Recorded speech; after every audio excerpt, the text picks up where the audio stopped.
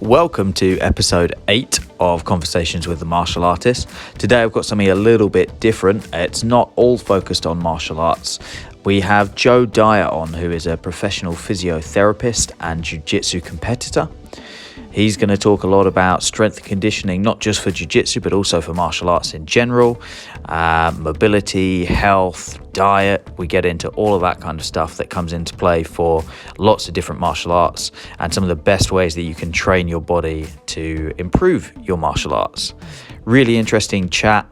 Very interesting guy. He runs You Fix You Physiotherapy. I'll put all of the links in the description, so please do go and check him out. And without further ado, sit back and enjoy the episode.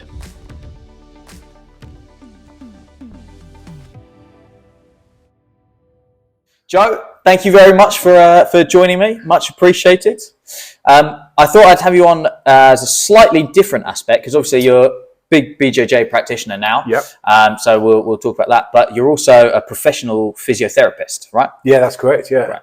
So being able to kind of talk about some of the more physical side of things, because it tends to split off into two things in the martial arts world. It's either people have zero interest in it or solely focused on the physical side. And I think it's quite interesting, some of the stuff that you've been doing recently. Yeah. So I'm very grateful for you agreeing to do this, and hopefully it's enjoyable for you as well. Yeah, thank you for having me on, Tom. It's a pleasure. I thought it'd be a good place to start would maybe to talk a bit about your athletic background and kind of how you got into both martial arts and the physical side of things. Yeah, that's cool. I'll let you kind of take it away. So I started off from a young age. I was doing quite a lot of swimming from very young, and then I started playing hockey. I played for Teddington Hockey Club, and then I went to county level for Middlesex. Played there for a number of years. After that, I did more and more triathlons, boxing, and just did a wide range of different sports and always sports into and activities the as well. stuff, yeah. Did a little bit of triathlon, but realised that I was absolutely awful at running. Even though I'm doing a half marathon this weekend, I'm an awful runner. I just plod along. I think, I'm one of those people that say I'm not built for running. Yeah, but I know you can learn anything. Yeah. I just think I need to do it more, but I just don't enjoy it, so I don't do it anymore. I'm with you. Yeah, definitely. But yeah, I've always been into sport, exercise. Been working in the fitness industry for over 24 years now. So. Oh, cool. Yeah. And how did you get into the fitness industry stuff? Because I know you've done a few things. Yeah, I started working at David Lloyd Club. Back in the day as a fitness coach and a swim coach as well. Okay. And then I worked myself up all the way. I was a gym manager, and then I went down the route of personal training, strength and conditioning coaching. Did quite a lot of that to reasonably high standard with athletes, the average gym goer. And then I branched off and went self-employed, set up my own business, and I was seeing more and more people just with injuries, and I was fascinated by injuries and rehab. And strength and conditioning obviously was a big thing as well. Yeah. And I really wanted to sort of get into that more. So I studied physiotherapy at St George's University. I did a 4-year course, well, a 3-year degree, and I had to do a year at college beforehand as well. Ah, right. So that was my way in. Studied as a mature student to become a physiotherapist. Oh, awesome. That's a cool way, yeah, because I've heard that's quite a hard course, the physiotherapy stuff, because it's all the same, like, physical, like, anatomical bits that you have to learn, but then the minutiae of all the various injuries and, like, how all the muscles work and things, rather than the broader definitely. picture, And not only that, I think it's really important. People don't really know. People think as a physio, it's very much MSK, which is musculoskeletal. When we think about, like, seeing a physio for football or injury prevention for MSK, but there is sort of respiratory physiotherapy, the neurological side. So I did a lot of work with people with Parkinson's, MS, neurological conditions, and I specialised as a stroke rehab for a while, focusing on that. But there's a massive broad spectrum of physiotherapy. So it really pisses me off when people think a physiotherapist is just come and see me for a massage. When I've done like 4 years of studying a hard degree course for a long time. Yeah, it takes a lot of work to become a physio. Yeah, especially I guess that rehab stuff for neurological conditions must be a lot, because I've had relatives that have gone through that, and it's crazy difficult, because it's not just a case of I've hurt my shoulder or whatever and I need to strengthen this or whatever. It's a case of like my brain won't let that happen. Yeah, so there's a lot of physiology, a lot of stuff that you've got to know about it as well. And people that do physio, most of the people go into like the NHS setting where they do rotations. I branched out straight away and opened up my own clinic. Awesome. Because I knew I wanted to specialise in MSK and do a little bit of like stroke rehab and neurological stuff on the side. Sure. But that was just my choice at the time to actually just go into MSK. And because I've been working in the fitness industry for a while, I knew exactly what I wanted to do. And I had my clinic ready up to open up. I guess the MSK stuff probably goes much more hand in hand with the kind of strength and conditioning side of things, right? Yeah, massively. Yeah, strength and conditioning side of things. And obviously what I'm doing at the moment with the jiu-jitsu side of things and the strength and conditioning and the injuries as well, all sort of interlinks into it.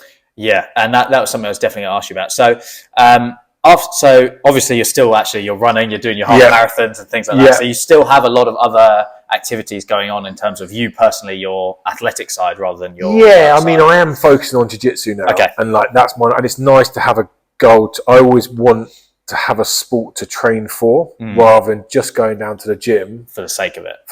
Or just going for aesthetics. Like I'm a little bit older now as well. And I think as you get older, you're like, don't just go, I want a six pack or I want to be able to bench 200 kilos or whatever. Sure. You're going for to train for a purpose. And that's what I say to a lot of my patients and a lot of my clients that if you can enter into a 5K run or a half marathon or a swim or a sport that you love doing, tennis, football, whatever you're doing, and then train for a purpose, gives you much more direction, more goal orientated as well. You know what to work on.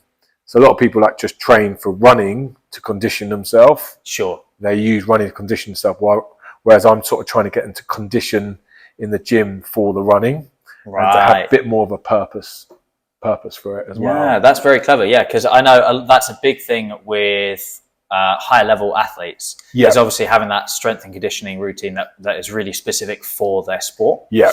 And that's something I wanted to ask you about as well, because obviously this is a martial arts podcast.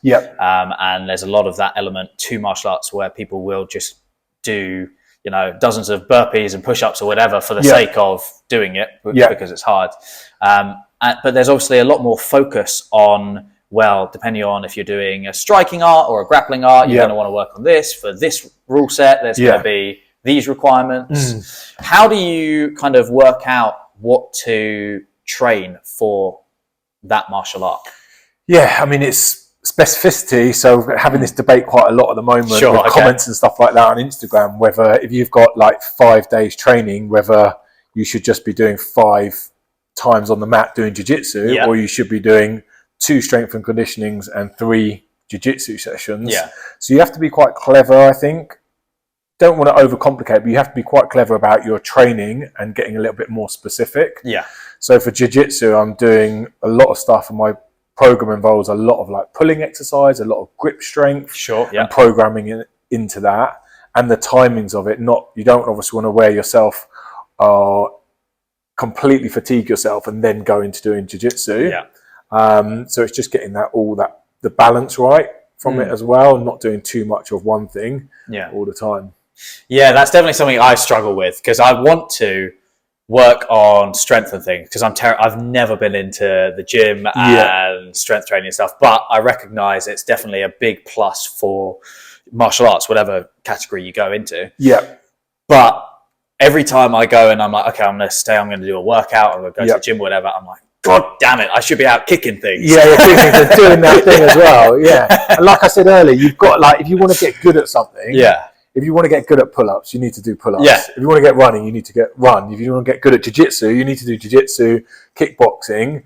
But then there's that massive element of getting that balance right, of doing the strength and conditioning work that's going to improve your jiu-jitsu or your kickboxing or your running long term. And it's getting that balance right as well. Because I think if you're just you going to jiu-jitsu the whole time, continuous as well, and you're not doing any strength and conditioning, I think that's going to not necessarily cause problems, but I think you could be smarter way of doing it. You look at the professional footballers, for example. Now they're not just going to be playing football the whole time. They're going to be in the gym doing all the rehab, but doing the strength and conditioning to hopefully prevent getting injuries and that's quite a big thing that I do as well, is trying to prevent injuries before they happen. Yeah. So working on shoulder range of movement, strength within range, to avoid injuries. We can't say we're never going to get injured. Yeah, especially in a combat that. sport. Yeah, I hate when I see people on Instagram or influence saying bulletproof this, bulletproof that. Avoid, like, saying, basically claiming by doing these certain exercises you're never going to get injured. Yeah, we're all susceptible to, especially with jiu-jitsu, which is a high impact sport, very dynamic. We're all sort of may get injured at some point as well. There's a higher likelihood than not that you're going to get at some point in your career. Yeah, exactly. Yeah. So it's like just trying to minimize that as well, and trying to do exercise in the gym that are relevant to jiu-jitsu, and hopefully prevent us getting injured. And if we do get injured, we know what to do to get back onto the mats as quick as possible, or have that right mindset as well. Because I find that's a big thing that I've sort of learnt more about over the years of being a physiotherapist, is about the psychological aspect of pain and injuries and discomfort and our beliefs of pain. So that's interesting. Like what kind of stuff? So we talk about the biopsychosocial model, and that's sort of incorporating, you've got a physical side, you've got sort of like a social side, and you've got like a psychological side of pain, and all these influences sort of come into play. It's not just the physical side. So you can have two people with getting an MRI, and both the MRIs are exactly the same. Yeah. One person may be experiencing shitloads of pain, discomfort, unable to walk, all these problems. One other person might be completely fine. And it's the way people process pain, the different pathways, maybe their childhood experience of pain, how they think and sort of relate to pain, things like that all come into consideration as well from that. Oh, wow, that is interesting. Yeah, it is. The more you delve into it, the more interesting it is. So. Yeah, I guess it's like anything. There's always those rabbit holes you can go down. And just there'll be all sorts of crazy shit from that. Yeah, exactly. It is. Yeah. But getting back to the kind of training aspects of things. Yeah. So I like you're talking about injury prevention early on. Yeah, that makes a lot of sense, and that's I guess, is that a lot of mobility work and strengthening certain muscles based on the sport, or is that kind of an umbrella body? Yeah, I mean, you can like at the moment I do an assessment with someone. Do an assessment, look at the range of movement and some strength tests, but really it's about, again, getting that balance between mobility, which is mobility and flexibility are two different things that I try to explain to people a lot. Flexibility is, I actually wrote that down as something I wanted to talk about. Yeah, so flexibility is having like just general range of movement, but the mobility is having the range of movement but strength within the range. Mm-hmm. And that's really important for jiu-jitsu. You can have great flexibility but not strength within the range of movement. Yeah. And also I think having too much flexibility can also possibly, I don't say it will, it can possibly not cause injuries, but probably you can have some problems with having too much flexibility. Yeah, if you don't have the strength in that, like the strength range of it. And the stability as well. So a lot of yoga instructors, and I love yoga, I think it's great. Before all the yogis start coming after me, like Joe, like you're saying yoga like will give you injuries. No, I'm not saying that, but you need to be thinking about having strength within the range and stability. If you've got a shoulder joint that's got hyperflaccidity in the shoulder joint and it's got so much range and not enough strength, it can possibly cause problems as well. Right. But with jiu-jitsu, working on mobility and strength within range, not necessarily always doing these big heavy weights that you think you're doing, doing body weight exercises to build the strength and time under tension, and taking a joint to a certain range of movement, an end range of movement we call, and building the strength within that range.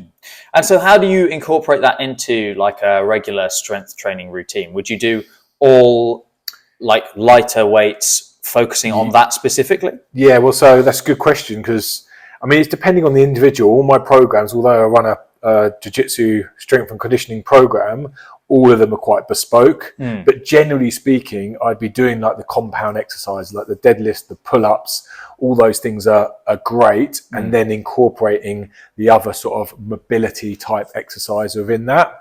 Or on your rest days or things you can do at home, just introducing little and often these exercises that will build up that mobility and that strength within range. Yeah, because that's something I played with a little while, particularly over lockdown and stuff. I think I got quite into that. That's the only one I could do consistently with some of the mobility stuff, where I just do like 2 or 3 times a week. Yeah. You know, you just spend half an hour doing a couple of mobility exercises and things and some band work and things like that. Yeah, all that stuff. And I've felt much better from it. Yeah. I didn't really bother with much of the weightlifting. As much as I'd love to tell myself I did. Yeah. I did. As well, yeah. I mean, now as well, like I'm doing a little bit more running because I've got this half marathon at the moment. Sure. But generally speaking, like I'm not spending hours in the gym doing like these complicated like strength programs as well. I'm trying to keep it simple but effective, adding in the mobility things and just building on it. So when I was training more strength conditioning, I was literally just doing sort of maximum in a resistance session. I was doing like eight sets, not so 2 different exercises.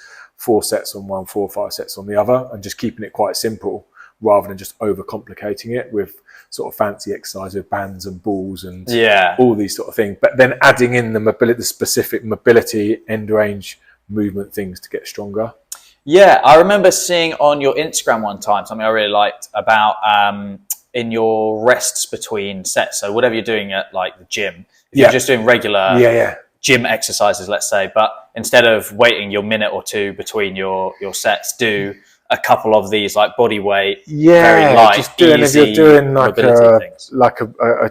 a bench press or a deadlift, just in between. It's important to have rest. If you're going to your real like strength, you need to just sit and rest, but you can be doing things in between to actually just work on your mobility. And it's the same when you're at home. It's like little and often doing these things as well. When you're making a cup of coffee, you can do some roll downs or side bends, or just get on the floor and do a bit of hip mobility before you jump in the shower.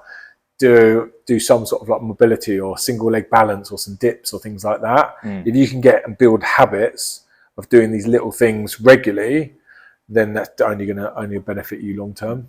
And would you say that goes for people in general rather than just martial artists? Or I do, yeah. I think generally our bodies are built to move, so we need to move more. We need to move the spine. A lot of people are sitting at their desks in their cars, just not overcomplicating as well, and just moving more, getting steps in, moving the spine, moving the shoulder joint in particular as well. I see so many people come into my clinic with shoulder problems as well, and it's just of course. The shoulder joint is the most movable joint in the body, and you're basically like not moving it. Yeah, I mean, how often do you do like a full, apart from I'll give jiu-jitsu, I'm getting my arm wrenched into all sorts of awful Kimuras and Americanas all over the place. But outside of that, in your day-to-day life, when do I drive, my shoulder like that? You read, you text, you work like this as well. But it's you're not moving the shoulder joint through the full range of movement. And you can overcomplicate it, and a lot of physios do overcomplicate it. But it's moving the joint more. And just doing that movement, even if you're not doing weights or specific targeted sets or whatever, does that still help, or is it always better to have like a structured routine to it, just like you would a gym workout? It's good having a structure routine to it for accountability and just to stick into something as well. But I think general movement does help, little and often, if you just keep working at it as well. My flexibility used to be awful. Like I couldn't, the roll downs, I just touch my knees for it. But now I'm for a tall guy, I'm pretty mobile and pretty flexible as well. And I just worked it, chipped away at it every day, little, not hours on end doing like yoga and mobility, like long sessions. But sometimes, like you said, having a bit of structure does help. I think with clients to start them off, when people start seeing the benefits, it's like, I can get better at this, or I've got better movement on the mats, or I can get into better positions with my hips and this, that, and the other. Then they keep on doing it. Yeah, and I see the benefits. Yeah, especially I guess coming back to the martial arts side of things, when you start to perform better as a result of these things, it'll be fantastic. Yeah, and I guess anyone that looks at competing, that's probably a bit of a must, right? Definitely. Yeah. I think it's only going to benefit you. So I just don't. I mean, most people now competing to a high standard or just now realise the importance of it. Yes, I'm not saying that time on the mats and sparring and getting that intensity, you've got to do that, obviously. I'm not saying that, but it comes back to that thing. I keep on repeating it, but having the balance between strength, stability, mobility, flexibility, and having all these things as a combination. It's like keeping everything balanced at once as well, which is quite hard. That's the art. And that's what I was going to say as well, is how do you prioritize these things, particularly for martial arts, I guess? Because there's always going to be a thing of you've got all these plates spinning. Some of it's got to give more than others, right? Yeah. Do you have like a priority that you allocate? Definitely if people are competing, I definitely think, you're going to need to get that bit more time on the mats, more time drilling, more time sparring, getting that intensity in as well, repping out on the mat certain positions and sparring. Sure. Definitely. Like, for example, my running now, I'm focusing more on running, which has helped my cardio. But with jiu-jitsu, it's about the time before competing or after competing, what you want to work on. But technique is obviously vital as well. You need to drill that. But in terms of the physical things, would you, if you have to put them in kind of like a checklist of, right, if I can only do one of these things today, do you go, right, I'm going to do my max strength and conditioning, or do you say I'm going to work on flexibility, mobility? What it's getting a combination. I mean, I think day to day would be like, just keep on top of the mobility side of things to keep the body in movement. That seems the easiest to do as well, right? You don't need any equipment or anything else like that. And that's something I will say as well. A quick plug for your Instagram is great for that, because you always have these short little clips of, hang for a minute or do this, or here's this exercise. I try to give more tips on my Instagram for things people can do that are easily to do, where you can just do it at home or you're in the park, just hang. Dead hangs that I'm a massive advocate of for grip strength and shoulder health and all the benefits. But little things you can do. And then obviously if you want to work on your strength, which I do think will help long term with jiu-jitsu. That's the thing, people don't see the benefit short term. It's like, start lifting weights. I don't really feel myself getting that much stronger, but it's time and it's building it. It's just chipping away at it little by little. And if you do that consistently, you will look back and go, shit, actually I am stronger and I am able to hold myself better on the mats and hopefully prevent injury, like I'm saying. No, I suppose that's a good way to look at it. And especially I guess that comes back to your kind of prehab stuff, where you're getting it, you're preventing it from getting worse in the future and causing issues, so that you don't actually probably appreciate it until you're looking back and you go, oh, actually, no, I don't know why my shoulder didn't rip out of its socket on that. Actually, I do realise it as well. I need that. And that's my thing, like prehab as well, prevention. And also my whole company is about you fixing you, about I like that. Sort of like empowering people, educating them and giving them support and empathy and all these things. But it's about, at the end of the day, it's taking responsibility and going, right, if I've got an injury or to prevent injury, I need to be doing this shit. I need to be doing these exercises and these movements to help prevent injury, and taking a little bit of responsibility to do it, rather than relying to go and see a physio every week to massage and manipulate and do these passive treatments. It's more about being proactive and building on yourself and doing it yourself with support and guidance. No, I suppose that's a good thing. And again, for the martial artists of the world, generally people are quite disciplined with that, and if you understand that's something that you should do, people are normally quite good at finding the time and sticking to regimes. Just as a nature of the beast of martial arts. I mean, it's hard. You're always going to get it, and I haven't got time to do like these like mobility sessions, Joe, and that's why I try and give these little things at home that you can do as well. And if it is, it's one of those things. If you see the benefit, then you will start to keep doing it, and you're like, wow, you realize it. But it's like climbing this hill, and a lot of people get sort of halfway, three quarters way up the hill and go, this isn't working, I can't bother with this, stop it, and then they go back down. The decline is rapid. people that keep climbing that hill and keep getting, you get to the top, you're like, shit, this is like, feels so much better. I'm moving better. I'm quicker. I've got more mobility. I'm getting injured less. I'm getting less aches, pains, and niggles. Yeah. And it's that whole thing as well that a lot of people say to me, oh, I'm getting old. I'm 40. I'm 50. It's old age. I'm like, yeah, with all due respect, yeah, we're getting older. Things get harder maybe as well. Sure. We do get wear and tear and deteriorate a little bit. But what are you doing about what's your lifestyle? Yeah. How is that affecting it, and what things are you doing to like help your body as well? So we're too quick sometimes. It's just my age. Yeah, that's it. Just write it off. I'm just old. That's why I've got a bad back. I've had back problems and in the past, but people are too quick to say it's just my age, or just because I do loads of jiu-jitsu, that's why I've got a problem. Yeah, there's nothing I can do about it. Yeah, nothing I can do about it, and I just need to be fixed. It's like, what have you been doing, and what can you do to get yourself better or move better? And so, are there kind of priority spots that you work on for those things? So you say like your back, like people hurt their backs a lot, and shoulders hurt a lot of things. I mean, I see a lot of knees and shoulders. Yeah, I'd say it's quite knees, shoulders are probably the most common things I see with jiu-jitsu. Oh yeah, for sure. Getting into positions and kimuras and knee locks as well with meniscus and ACL tears and things like that. That's the worst. It's the most nerve-wracking thing. Anytime I'm playing leg locks, I am terrified I'm about to hear something pop or twang. Tap early. That's what I would just say. That is my advice. Like, tap early. Don't use your ego. And no way. No messing about with early that. As well. And when I first started, I was like, no, I'm not gonna tap. I'm not gonna tap. And it's like, it's not worth it. Just tap early. Oh yeah, I don't give a shit anymore. I'll tap like way too soon. Just People are like, I didn't do anything. Yeah, like whatever. That's it. But I think it's getting, like I said earlier, it's getting balance with your training.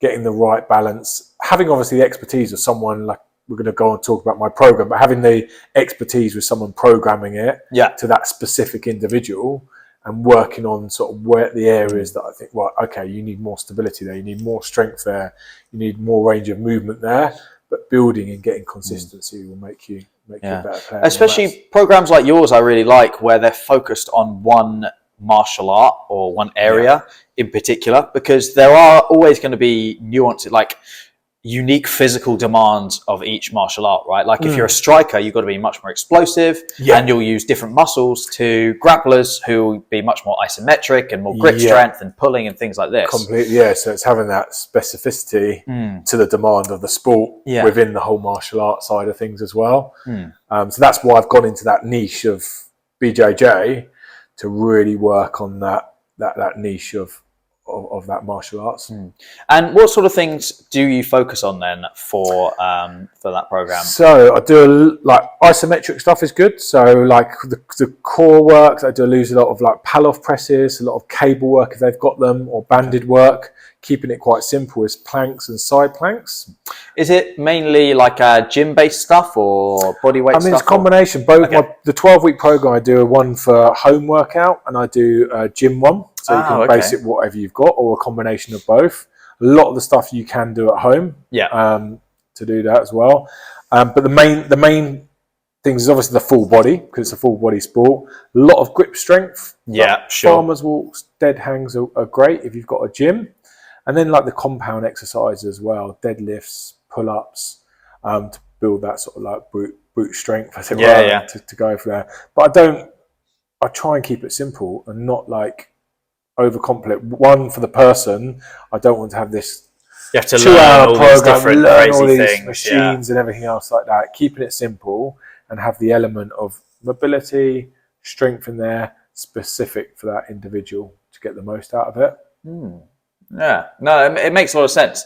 For those compound movements that you do you recommend them for the sport specifically, or just because it's really good for the body itself? Because they use a lot.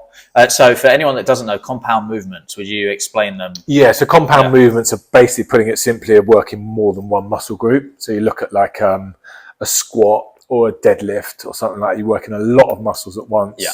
And the benefits of doing those exercises, one, it places a higher demand on the body. You'll get a cardio benefit from it as well. So if you're deadlifting or you're doing squats, you know your heart rate will go up and that as well. But for jiu-jitsu, the sport, when you're rolling, you're going to use lots of muscles at once. And you're really putting yourself under pressure. It's very rare that you do anything with an isolated movement. Yeah, so we do a lot of compound stuff, and then we'd work on, if people have got specific injuries or aches, pains, niggles, then we'd work specific exercise in that for that person within the shoulder or the back to go from there.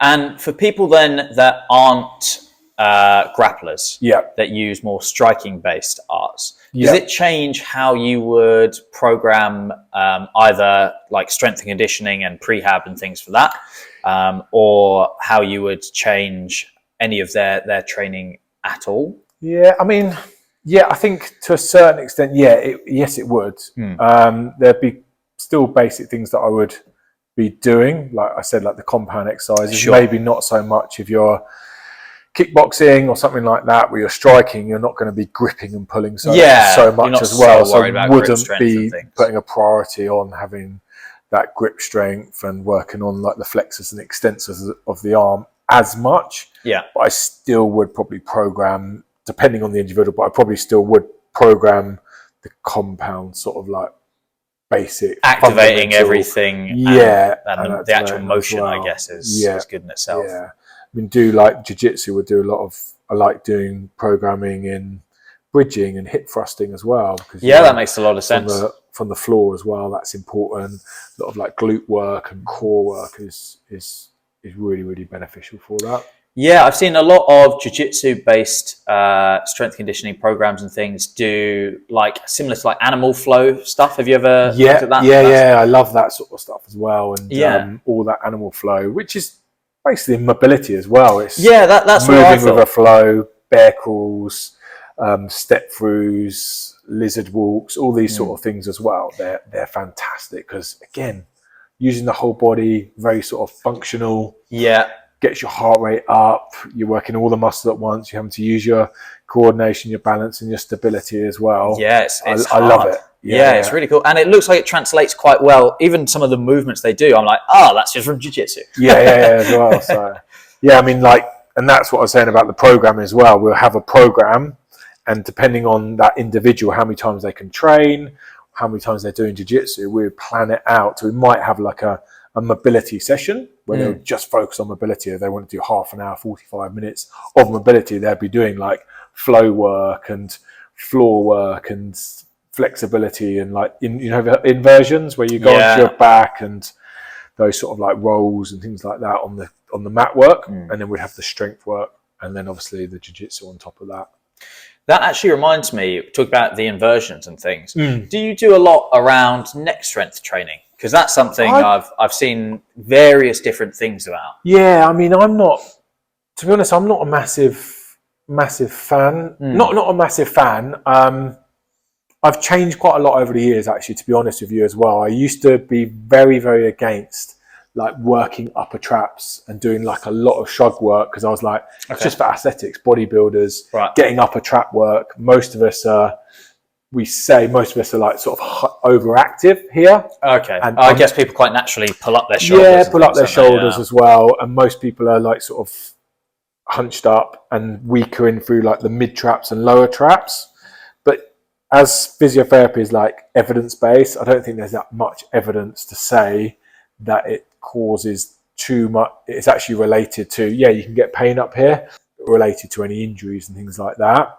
But over the years, and from my own experience, when I started off jiu-jitsu, when I was a white belt, I was getting so much pain and discomfort around the upper traps and all around this area. And because I think it was from all the pulling and all this tension as well, and things. And the tension. And I programmed in doing some sort of just basic shrugs, dumbbell shrugs, barbell, not loads of it, not a heavy weight either. And I found that actually strengthening these muscles actually did help me as well. So from a personal perspective, I found that worked for me. So sometimes I will program it depending on the individual as well. But I wouldn't be doing like loads of this weighted neck work. Because there's some crazy bits that I've seen, and some people do the maddest looking stuff. Yeah, I mean, wrestling especially. Yeah, hanging weights. I don't like looking at it, but I don't like the compression. Yeah, when they're putting their head on the floor or on their way back, they're like the compressions. Yeah, I'm not saying like. Well, it obviously works for them on a martial arts side of things. Yeah, in terms of physiotherapy, saying don't do it. Just like I look at them like, oh, it just looks bad. Yeah. But the compression through there as well. That right. I'm not saying don't do it, but it's maybe not. Be careful if you're doing it like that as well. But yeah, I may program in some like shrug work as well. I do like a lot of like in the programs a lot of like pulling work. So you're pulling a lot in jiu-jitsu when you're open guard, when you're standing, doing a lot of pull. So seated rows, those sort of like rowing actions, bent over rows are great for jiu-jitsu. And do you tend to go like higher rep or higher weight? What's the best for like more functional uses? Yeah, I mean, if you're starting off strength training, I wouldn't be doing like anything too heavy, which is try and like overload slowly and build it up and have that progressive overload, rather than trying to go in and do like a 5x5, which is real like fundamental like strength work. But I do like the sort of like 5x5 training once you've built up to that and getting that overload for the strength, and then having your sessions sometimes as well where you're just going for conditioning. We might do like a HIIT circuit and changing it around. So it's a lot of variation. That's it. Yeah, there's so many moving pieces. So many moving pieces, and so many. It's not like one size fits all. It's getting the right balance and looking at the individual, and then not overcomplicating it as well. Yeah, and that's why sort of like my expertise comes in with that, because we look at the overall approach. Try and find something that's not complicated. It's individual to the need, keeping it quite simple, something that's doable that they can keep doing and getting better at. Yeah, I guess especially for people just starting out, there's so much that like when you start martial arts for the first time, there's so much you don't know. Even really basic movements, you're like, what the hell is this? Exactly. You think of like a bicep curl or something and that's it, but then you're like, oh, actually a row, and that's a really fundamental movement. I mean, you're definitely right. I mean, like even now, like I used to look at people doing exercises in the gym and go, what the fuck are they doing? Like, but as long as you've got what I say to like personal trainers, I do some training with actual personal trainers and do some workshops, things like that. As long as you've got a purpose for the exercise. So if you've got a purpose for doing an exercise a certain way, like I sometimes do bent over dumbbell rows where I'm hunched over and do it really quickly, and like someone who's just come off their personal training course be like, what the fuck is he doing? Like he hasn't got a clue. He's swinging, he's arching his back as well. But I'm trying to mimic this like pulling in and this like tightness and just not too much straight back and retraction and things like that. The perfect form, and a bit of momentum as well. And I've used to be very much trained as like you've got when you squat, feet straight, knees over toes, sitting back, shoulder blades back, and now we know that you let your knees go over your toes, and if your back flexes a certain amount when you're doing deadlifts, that's okay, and there's no evidence to suggest it puts any more pressure on your lower back. It's more about load and intensity and building resilience. Like it is a build up of resilience in the person to get them stronger. And so then go back to the person that would just be starting. Would you say go for those compound movements to start with, but just obviously lighter weights and things? Yeah, I would. I'd go for the compound exercises to start with, but it's about that overload and that slow progression and volume and all these things as well, and very much individual to that person's need. Everyone is very different, but just to build up gradually and build up slowly with it. Yeah, and again, I guess that's good general advice, but as well going for martial arts specific as well, you're building to a goal for performance for your chosen sport, whatever that is. Yeah. Do you then progress to start adding different elements of speed and things as well? Yeah. I guess especially for striking arts, probably speed is more important. Yeah, but even with grappling, it comes in. Speed as well. Yeah, definitely. I'll start to program that in. do a lot of stuff where we're just making it more explosive power, like med ball throws, slam balls, and doing quick stuff on the cables to get that sort of power and developing it out. It's having strength, power, agility, all these things, and it's that balance of the overall thing as well. That can be quite overwhelming, I think. That's why, like, when I'm talking here, I'm thinking, shit, there's so much to it. Balance, stability, power. But like, sometimes you just need to break it down and go, right, we need to do some shoulder mobility, spinal mobility, hip mobility, some strength work, and get yourself on the mats and have fun when you're doing it. That's the thing, Don't make it a chore. I saw a physio when I used to play hockey to a high stand, and he used to give me like literally 25 exercises with like bands and balls, and I did it for I think less than a week, like 4 days. I was like, I can't bother to do this. Yeah, it's like, you've got to enjoy it as well. So you've got to see the benefit of it as well. So just enjoy it. If you're having fun doing it and you see the benefits, you're going to stick to doing it. So I try and make the programs fun, and for people to see, if the benefit of doing it. If you just work a little bit more on your grip strength and your dead hands, when you're doing jiu-jitsu, over time you're going to be stronger and you're going to have better movement. You're going to reduce the risk of injuries in the shoulder. Yeah, and I guess that's where programs like yours come in that are really helpful, because they are more enjoyable and you've got that guidance of what to do, especially if you're a bit newer to it. Yeah, because even like avid gym goers that have been into like bodybuilding type stuff, there's a whole world apart. I mean, you see it loads of times when people come into like a jiu-jitsu gym and they're really good shape, really strong looking guys. And then they come and they roll, and it's like the most robotic, tense thing. Yeah, I mean, that's right. I mean, I'm not massive, but when I came in, and it was like pretty strong, quite tall, got reasonably good strength and muscle, and then I was getting choked out by like 60 kilo guys. Upsetting. I was like, no. But it's humbling, isn't it? It's humbling. Yeah, that's why I love the sport. Absolutely. You can't look at someone and judge someone, or not even judge them, but you can't look at someone and just go, I'd smash him. Yeah, it's so humbling and such a journey as well. Yeah, such an art. So it's that cliche of saying it's an art, but it is so humbling. Yeah, and that's why I've gone down this niche, and I love it so much. And I can just see how it's benefited me, the mobility stuff and the strength that I've done. It's a journey, and I'm not saying I'm anywhere near perfect. And just because I'm a physio and I do these programs, I still get aches and niggles and pains and things like that. And I've done my meniscus and things like that. But it's just trying to build up over time and chipping away at it and hopefully prevent it. Yeah. But yeah, it's such a humbling sport. And it's just getting that, like I said, that balance right of everything. Yeah. And you've been competing as well, haven't you? You've done competitions? I've done Grappling Industries, and I'm doing the Brighton Open in November. So after I've done my run this weekend, I'm going to be... That's the next challenge. It's going to be, getting my stand up a little bit better, I think, as well, rather than just pulling guard. Fair enough. So, yeah.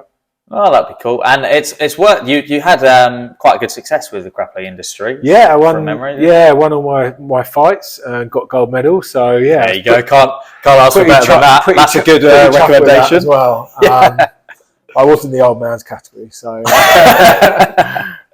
but no, it was a great experience, and just having that competitive, putting myself forward for competing, you get that 15-20% more in sessions.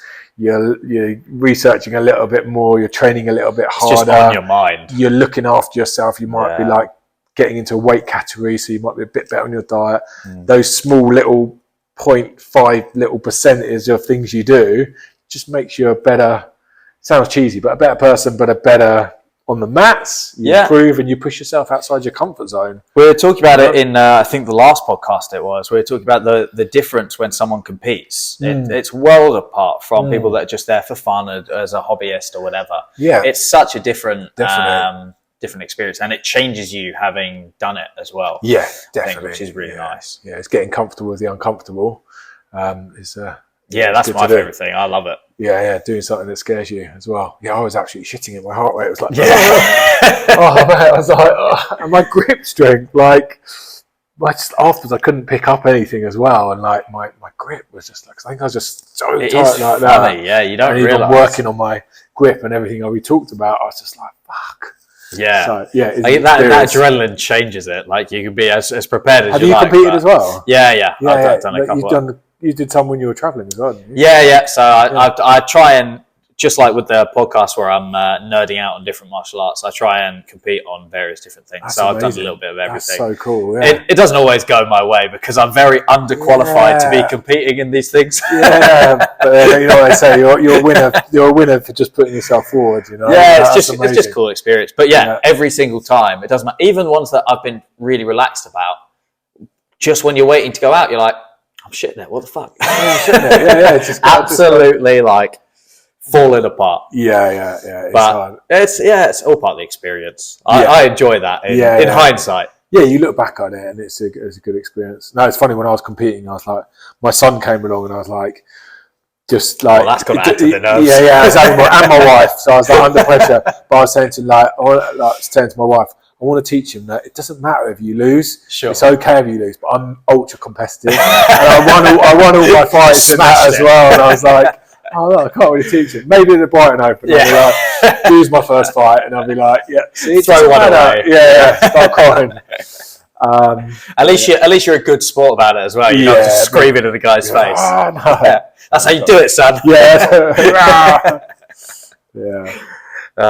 And in terms of recovery from training, do you get much into that as well? I know it's not necessarily the physio's bag always. I mean, good question, because that gets overlooked as well. And I think for me personally, one of the hardest things is to take it easy and go slower. Yes. I know that's not a lot of people, but I think a lot of jiu-jitsu athletes have that mindset of their 100, like, let's just do this, let's go, let's smash it. Whereas the nature of jiu-jitsu is the whole thing of the tapping, the submission. It means you can roll really hard all the time. Yeah. And you can train at like pretty much max intensity and be safe. Yeah. Whereas you can't do that with boxing or kickboxing or whatever. Yeah. Because if you start thumping each other at 100% each time, someone is going to get knocked out. Someone's going to go. That's a very short lifespan. But yeah, I do. Obviously, programming, that comes into the programming and taking your days of rest. But like my rest days, and even on my program, I'll be like, it's a rest day, but don't just sit and do it. Your rest days can be making sure you get a certain amount of steps in, doing like 3 or 4 mobility exercises, doing something that you enjoy but involves exercising and moving as well. It's like having cheat days. Like when you're like, it doesn't mean like the whole weekend you're like just doing absolute shit. Just write off. So you can do. I do that occasionally, but it's just trying to have a balance and just trying to have that time where you're having those rest days, having your recovery days. Listen, it is the cliche, listening to your body. And just taking things easy. I'm doing been last 2 years, been doing a lot of meditation, which has helped, not so much recovery, but just sort of my mindset. Sure, yeah. And doing a lot of like cold therapy. That's all the rage at the moment, isn't it? Yeah, I've been doing that actually for a long time. Like, oh, cool. Yeah, for over 10 years, I do a lot of cold water therapy, which I'm a massive advocate of. There's getting more. There's not a huge amount of like proper like research, and there's getting more with Wim Hof stuff. He's done like studies and things like that. Some amazing, crazy stuff. But I am a massive fan of it for mindset and the possible physiological benefits for it. I'm a massive fan of it. Oh, yeah, that's really cool. I haven't done it a huge amount. I've tried it a couple of times, like while I was traveling. Yeah. And I loved it. It was great. It was horrible, but great at the same time. It is. But you definitely do feel better for it. Yeah. Whether, like you say, I don't know anything when it comes to the research side of things. How? I just go on how I like myself. I feel so much. Get back in the mornings, like having my freezing cold shower in the morning. I'm like, don't want to do this. Yeah. And doing something, you getting comfortable with the uncomfortable we were talking about earlier, is doing something you don't want to do. Yeah. And then you do it and you're like, fuck, I feel amazing. This is like, I've started off the day and I've done something that I don't want to do. And I just feel great for doing it. Do you do that every day?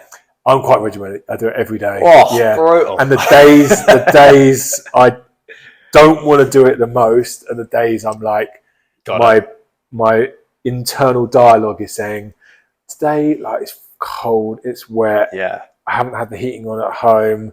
Skip today. Live in the UK. Yeah, which is most days. They're the days where I'm like, I've got to do it today. That are the days where I'll get the most out of it, and then when I do it, I feel best for doing it as well. Yeah, I'm sure. I mean, I'm guilty of the other way. I've definitely gone through periods of trying like cold showers and stuff. Yeah, and I do it all right. And it comes to just a really crappy day or whatever, or I'm like, it is. Or you're in a rush, and I'm like, I can't be bothered with that pain right now. yeah, as well. I just think I'd say to people like, it's hot shower and just do 10 seconds, 15 seconds if you can, and then build it up over time. But it's difficult. Yeah, just run the hot. I've started doing, which I don't do every day, going straight into a cold shower. That's the killer. That's the hard one. That's the one.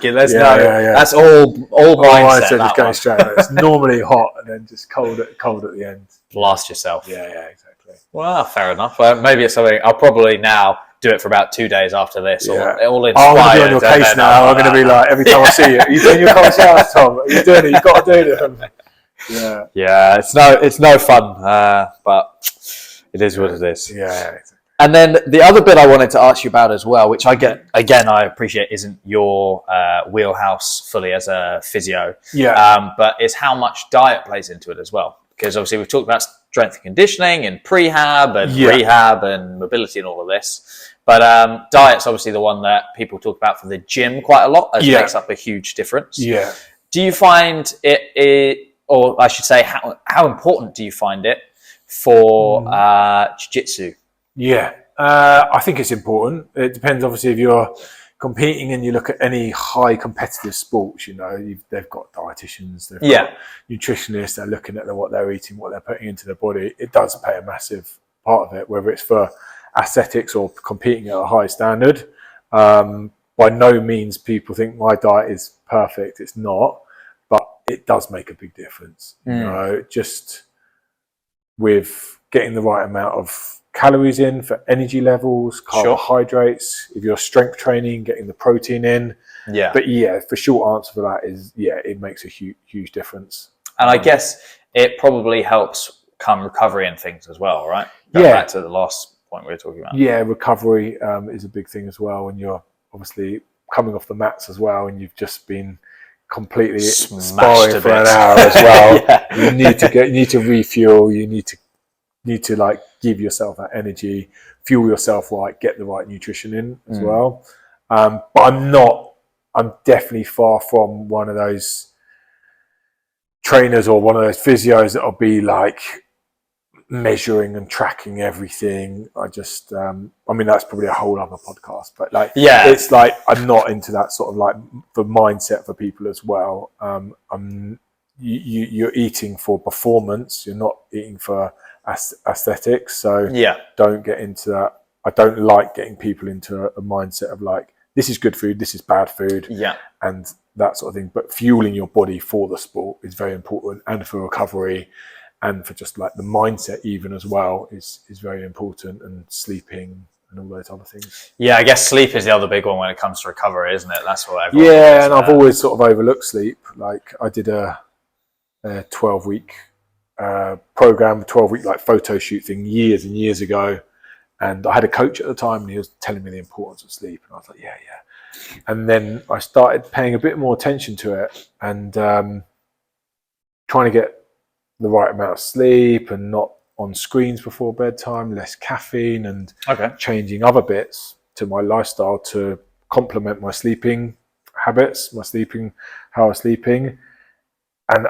just started seeing benefits in my training, getting like more alert, getting a little bit stronger, feeling more workouts are really smashing it than some workouts go, I feel a little bit tired today, I feel a bit like that. It was just getting a little bit better. So I think that plays a big role into it. And I guess that make all the difference when you're training, because especially with jiu-jitsu, where there's a very good culture, I really like it, of training really regularly. Like people are always training, 4 or 5 times a week, things like that. There's a big culture of you can turn up every day if you wanted to, and keep it going. Whereas it's not so easy to do with other like striking sports and things like that. It'll definitely it takes its toll on the body. I guess it's being a bit more explosive and also taking a bit more physical impact as well. But when you are training that much and that consistently, I guess that the recovery becomes so much more important, right? Definitely. Yeah, totally agree. All right, fantastic. And I guess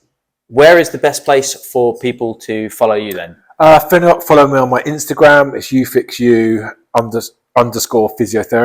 on Instagram. So that'd be the best place to find me. Yeah. Okay, cool. And I work in Kingston, David Lloyd Club. I run my own clinic out of there. So still working the physio stuff if people are interested there. Yeah, so I'm still treating people with injuries. So if you've got an acute injury or a chronic injury, I still do assessments and have a look at that. I'm really focusing on my niche market now is Jiu-Jitsu, Brazilian Jiu Jitsu athletes, getting them stronger, fitter and faster, or if they've got aches and pains and niggles. I'm running this 12-week program that I've just sort of like rolled out in the last like 6 months. It's going really, really well, seeing some good results with, focusing on that really. And where's the best place to pick up the program as well? Is that contact you directly? Yeah, contact me directly, and then I can drop me a DM on Instagram, and then I can speak to them more further about it. And it is a very good Instagram, I've got to say as well. I always quite like it. It's you've got lots of like I was saying earlier, you've got the little short clips of here's a couple of exercises, or here's an idea, or train this way, do that. Yeah, thank you. It's quite useful for me as well. So I love it. But thank you very much for your time. Very interesting. Tom. I'll put all of the details in the description as well, so people can follow you there. Nice one. But I appreciate your time. Thank you, Tom. Thanks a lot, mate. Cheers. Cheers, mate. Thank you very much for listening. I really hope you enjoyed that episode as much as I did. Please do go and show some support to Joe. Follow him on Instagram is the best way to get in touch. He's got loads of useful tips and videos on there, and take into account some of what he says. He's got bundles and bundles of knowledge. It was a great conversation. Please don't forget to subscribe to the podcast. Follow us on Spotify, on YouTube, and on Instagram, all at CWAMA Podcast. Until the next time, see you there.